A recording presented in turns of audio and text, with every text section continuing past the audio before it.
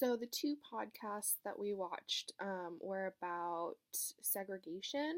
Well, not really segregation, but integration in modern school districts, and about how areas that are lower income have um, less quality of education in their schools. So in the first podcast, The Problem We All Live With, the journalist Nicole Hannah Jones reported on the district in Normandy, Missouri, which is where Michael Brown was shot and killed in 2013. And when she was learning about him and learning about his education system and things like that, she found that a majority of the students in the school district were African American, and she just wanted to see how that impacted the graduation rates and things like that. And so she talked with a family from that school, and basically they just told her the horror stories of her children going to this school and how her oldest daughter almost didn't graduate because they lost her records and they couldn't find her credits, and that her younger daughter is just trying to stay in school and trying to graduate so hopefully she can find a better life. And then in the second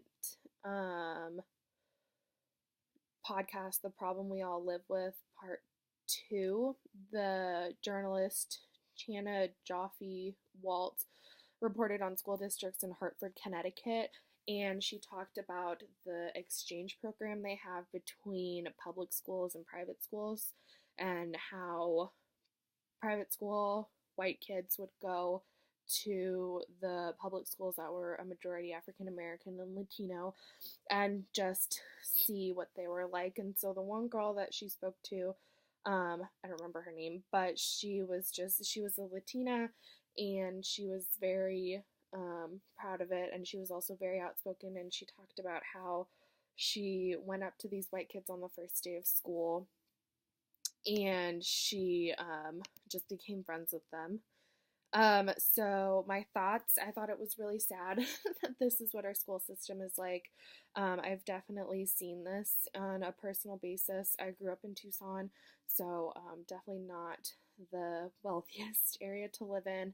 And I moved up here to Ahwatukee, which is a more wealthy area, in middle school, and just the difference in the school system was astounding to me. Growing up in Tucson, we had one computer lab for the entire school, and we got to go maybe once a month for like an hour, which, was hardly anything.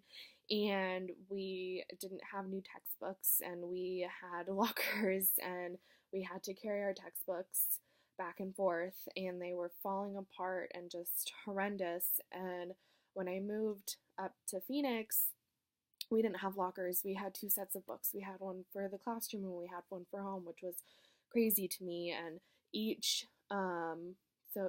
pod, so it was like each pod, there were 3 pods per grade, so you can kind of tell how many students that was, had a computer lab. So like we were going to a computer lab on a weekly basis, and it was just so different to me. I definitely want to make sure that when I become an educator, that I'm making school a positive place for my students. I don't want anybody to feel left out or feel as if because of their status in society that they're not going to be getting a quality education.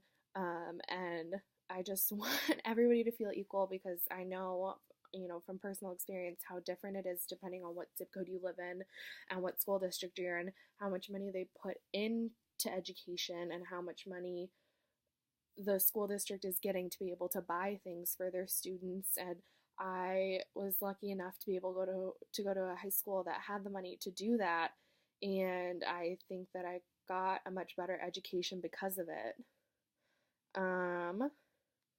So I think that it's easy enough to share this with other educators, just to kind of give your opinion to them and just kind of show them what you can do to make your students'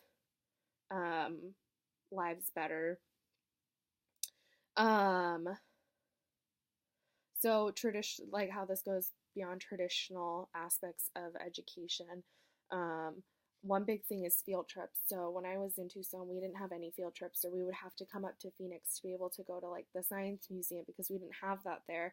And that was a lot of money that, our parents had to pay for us to be able to do that. And up here in Phoenix, we had field trips all the time because the school district could afford to rent a bus and they could afford, to do things like this. And that wasn't possible in Tucson because there wasn't enough money. And so I would love if I become a teacher in a lower income area, to provide my students a way to maybe not do field trips, but to bring field trips to them.